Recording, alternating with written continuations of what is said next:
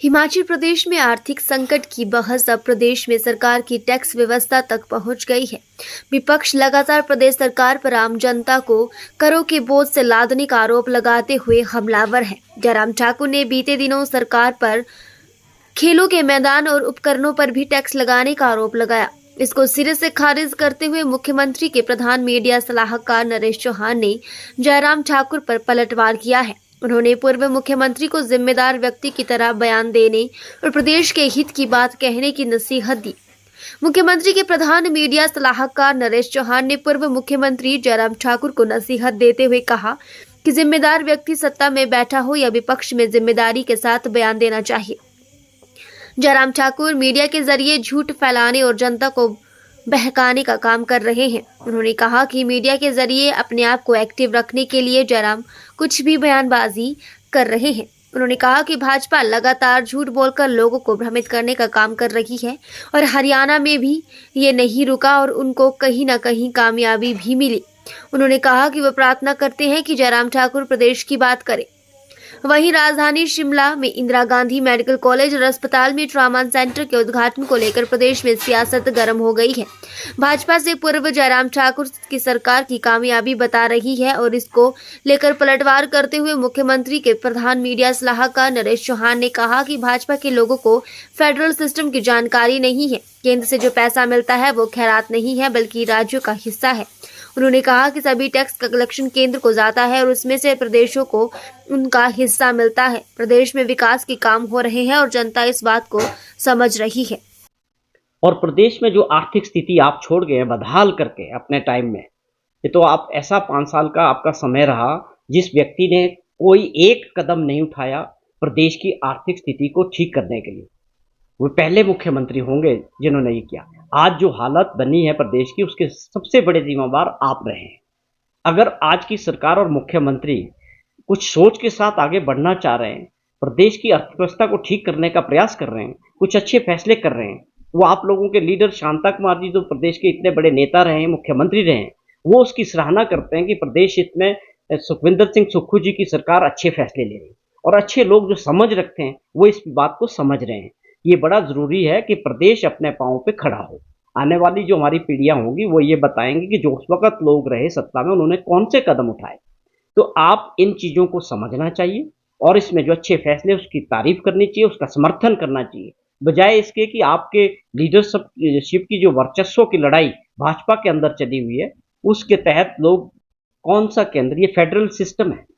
यहाँ federal system में हमारे अधिकार है राज्यों के, चाहे वो हिमाचल हो चाहे कोई चीज हो। ये बार बार भाजपा के लोग ये पैसा केंद्र का था, ये पैसा हमारे सारे जीएसटी टैक्सेस कहाँ जाता है? भारत सरकार को जाता है। इनकम टैक्स का शेयर कहाँ से आता है? भारत सरकार से आता है। आपको ये समझना पड़ेगा, इन लोगों को इतनी जानकारी रखनी चाहिए कि जितना भी सिस्टम है सारे टैक्सेस भारत सरकार को जाते हैं, उसके बाद स्टेट का जो शेयर बनता है वो मिलता है। भारत सरकार से पैसा मिला कोई खैरात थोड़ी देती है भारत सरकार। हमारे हर राज्यों के अपने अधिकार होते हैं, अगर मिला है तो उसका यूटिलाइजेशन कर रहे हैं। आज हम उसको शुरू कर रहे हैं। ये आईजीएमसी में लोगों की सुविधा के लिए किया जा रहा है। जो ट्रॉमा सेंटर बना, कल कैंसर हॉस्पिटल की जो बिल्डिंग थी उसका उद्घाटन हुआ। जो सरकार की प्राथमिकता है कि हेल्थ क्षेत्र में अच्छी सुविधाएं लोगों को मिले, उसके तहत हमारी सरकार ने बहुत बड़े फैसले लिए। जो हमारे ब्लॉक लेवल पे हॉस्पिटल्स है, कम्युनिटी हेल्थ सेंटर्स है, वहां पर हमने स्टाफ भर्ती किए, डॉक्टर भर्ती किए और इस कड़ी में पूरे प्रदेश के अंदर तेजी से आपका हेल्थ क्षेत्र में जो है और नर्सिस को पैरा स्टाफ और डॉक्टरों की भर्तियां हो रही है। तो आप ये कौन सी बात करते हैं कि ये पैसा वहां से आया था, ये पैसा वहां से आया? तो पैसा तो भारत सरकार और हिमाचल सरकार हमारे देश का है, लोगों का है, टैक्सेस से इकट्ठा हुआ है। तो ये इस तरह की भावना से ये होना चाहिए कि ये काम हो रहा है, आज ये इसका ओपनिंग हो रहा है। आज आप समझे कि वहां का जो इमरजेंसी वार्ड है उसको आप शिफ्ट करेंगे।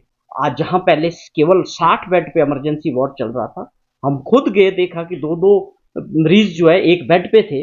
आज उसको हम 200 बेड के करीब कर रहे हैं, ट्रॉमा सेंटर के साथ जोड़ रहे हैं, अच्छी सुविधा देने का प्रयास कर रहे हैं। मुख्यमंत्री जी खुद इसमें इनिशिएट कर रहे हैं। तो ये बहुत इंपॉर्टेंट है कि हम लोग हित में, जनहित में जो काम हमारी सरकार कर रही है वो प्रदेश की जनता समझ रही है। ये जरूर है कि लगातार विपक्ष के लोगों के और नेताओं के प्रयास है कि किसी भी तरह माहौल को खराब करने का या गुमराह करने का जो है काम कर रहे हैं। पिछले दिनों जिस प्रकार हिमाचल प्रदेश को राष्ट्रीय स्तर पे नेगेटिव पब्लिसिटी में, बिना आधार की पब्लिसिटी में प्रदेश के विपक्ष के नेता शामिल रहे, ये दुर्भाग्यपूर्ण है। प्रदेश का ब्रांड खराब करना, अमन और शांति का जो ब्रांड है हिमाचल प्रदेश का, उस पर हमको गर्व होना चाहिए कि हमारा राज्य जो है शांति प्रिय राज्य है। वो जिम्मेवारी केवल सरकार की नहीं है, वो विपक्ष में बैठे लोगों की भी जिम्मेवारी है कि उसको खराब ना किया जाए झूठ के बल पे, केवल राजनीतिक स्वार्थ के लिए। ये हमारे लिए एक सुझाव है कि कुछ ऐसे काम होते हैं जो सत्ता की दृष्टि से, वोट की दृष्टि से नहीं देखने चाहिए। प्रदेश हित और जनता का हित ऊपर होना चाहिए। जो 2 विधानसभा के चुनाव थे, उनके कल परिणाम आए। हरियाणा विधानसभा का था, जम्मू कश्मीर का था। जम्मू कश्मीर में लोगों ने 10 साल बाद वोट दिया, वहाँ 10 साल बाद चुनाव हुआ और जनता ने जो अपना मैंडेट दिया, उसने नेशनल कॉन्फ्रेंस और कांग्रेस पार्टी की मिलजुल के सरकार बन रही। इसके लिए हम जम्मू कश्मीर के लोगों को बधाई देते हैं कि वहाँ एक चुनी हुई सरकार को काम करने का मौका मिलेगा और वो लोगों के विकास के लिए और प्रदेश के विकास के लिए काम करें। अब जहाँ तक सवाल था कि हरियाणा में जो एक माहौल था, जो उम्मीदें थी, हरियाणा में 10 साल से भारतीय जनता पार्टी की सरकार थी और हरियाणा हमारे पड़ोस में लगता राज्य भी है और जो वहाँ माहौल था, एंटी इनकम्बेंसी थी पिछली सरकार के खिलाफ, वो सबको दिख रही थी। आप ये समझें, जो चुनाव के दौरान कांग्रेस पार्टी का जो प्रचार रहा, जो भी नेता वहाँ गए, बहुत अच्छा रिस्पांस हर वर्ग का, किसानों की बात करें, युवा साथियों की बात करें या और दूसरे वर्गों की, पूरा बहुमत के साथ कांग्रेस पार्टी को उम्मीद थी कि वहाँ सरकार बनने जा रही है कांग्रेस की।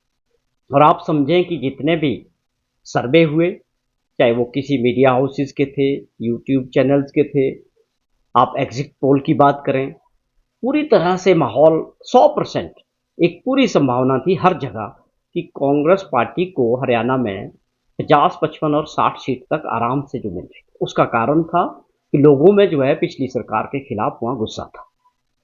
अब बड़ी हैरानी करने वाले ये रिजल्ट्स रहे कि किस प्रकार से ये एकदम से मॉर्निंग में जब गणना शुरू हुई, काउंटिंग चली, तो उस वक्त भी आप देखें कि बहुत तेज़ी से जो लीड थी वो 70+ चली गई और सबको उम्मीद भी थी, पूरे देश के अंदर भी, चाहे मीडिया जगत के लोग थे, चाहे पॉलिटिकल सिस्टम में, और भी हमारी डायरेक्टली बात होती रही प्रचार के दौरान भी, तो माहौल बहुत अच्छा था। अब वहाँ उसमें क्या कमियां रही, इसको लेके पार्टी हाईकमान निश्चित तौर पे इस पे चर्चा करेंगे कि किन किन कमियों की वजह से जो है कांग्रेस पार्टी वहाँ सरकार नहीं बना पाई। और वैसे जो माहौल दिखता था ज़मीनी स्तर पे प्रचार के दौरान, या आप समझे जिस भी तरह था, सब जगह लग रहा था कि कांग्रेस पार्टी को वहाँ हरियाणा के लोग सत्ता में लाना चाह रहे थे। लेकिन अब हाईकमांड इस पे निश्चित तौर पे इसको देखेगा कि कहाँ पे क्या क्या कमियां रही। आपको लगता है कि सर जो हिमाचल में कांग्रेस ने अपनी गलतियां दी थी, उसका असर हरियाणा में पड़ा, इस वजह से ये? नहीं, इसमें ये कोई इशू नहीं होता। देखो आपके सामने है कि पहली बात तो वो सारे चीज़ें एक स्ट्रेटेजी के तहत प्लानिंग थी, भाजपा घबराई हुई थी, गलत और झूठ को बेचने का प्रयास उन्होंने जरूर किया, पर उसका कोई असर नहीं हो सकता। दूसरे राज्यों की अपनी परिस्थितियां होती हैं और जब भी कोई राज्य, आप समझें कि राज्यों के चुनाव में अपने लोकल इश्यूज पे ही लोग जो है वोट करते हैं, उनके अपने इश्यूज होते हैं। आप ये बात तब कर सकते हो कि अगर जनरल इलेक्शन हो, लोकसभा का चुनाव हो, तो राष्ट्रीय स्तर पर उसके मुद्दे होते हैं। आप समझे कि हिमाचल में चुनाव हो और वहां पर हरियाणा का कोई मुद्दा अहमियत रखता हो, मैं इस बात से बिल्कुल सहमत नहीं। हिमाचल का चुनाव होगा तो हिमाचल के लोगों के अपनी समस्याएं, अपने मुद्दे, अपने इश्यूज होते हैं। वही बात हरियाणा में थी, लेकिन वो तो फिर कंगना रनौत ने भी उनके लिए बहुत कुछ बोला, उसका भी असर नहीं दिखा। तो ये चीजें सब एक ऐसी चर्चा है कि हमको इसमें निश्चित तौर पे कांग्रेस पार्टी इसको, हमारे राष्ट्रीय लीडरशिप गंभीरता से लेंगे। एक अच्छा खासा माहौल, या हम जैसा कई लोगों ने जिक्र किया कि आत्मविश्वास ज़्यादा हो गया, या कौन सी ऐसी कमियां रही, जैसे हुड्डा साहब ने कहा कि कुछ क्या संगठन में कोई कमजोरियां रह गई, या लीडरशिप जो थी वहाँ की स्टेट की, उनके तालमेल में कोई कमी रह गई।